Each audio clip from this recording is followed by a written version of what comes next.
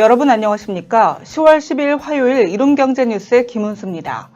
뉴욕 증시는 유가가 크게 오르면서 인플레이션 우려가 강화돼 하락했습니다.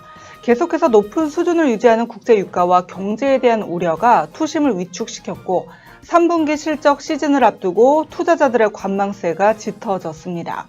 지난주 국내 증시는 3,000선을 하회하며 시장 불안감이 커진 상황인데요. 오늘도 자세한 국내외 주요 이슈 살펴봅니다. 뉴욕 증시는 최근 국제유가 급등으로 인플레이션 우려가 커지면서 10일을 하락했습니다. 이날 다우지수 전장보다 250.19포인트, S&P 500은 30.15포인트 하락했습니다.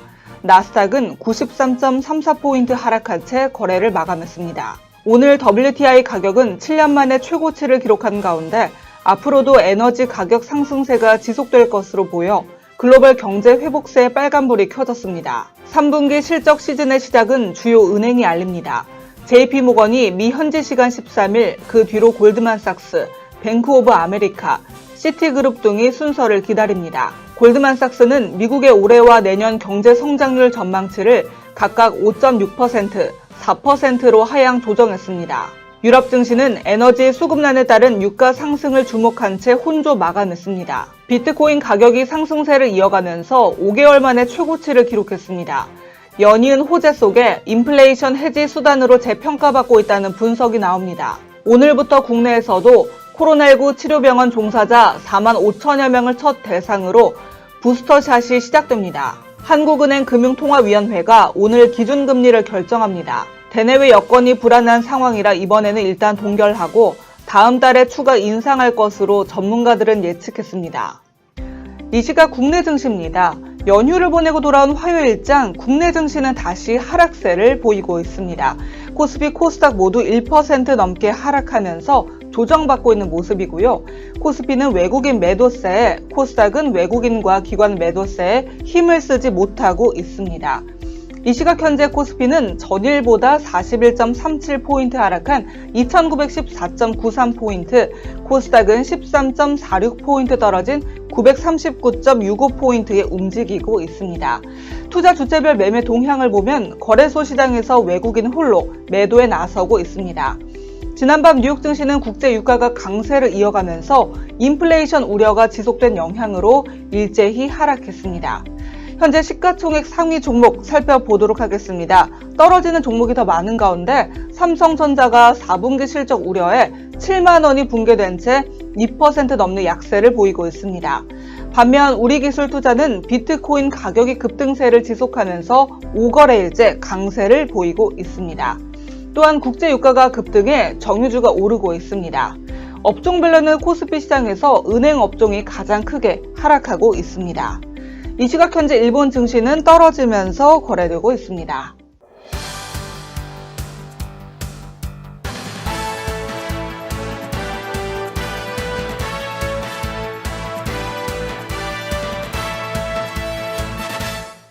오늘은 많이 할수록 돈 버는 투자, 관심 가져볼 만한 이슈인데요.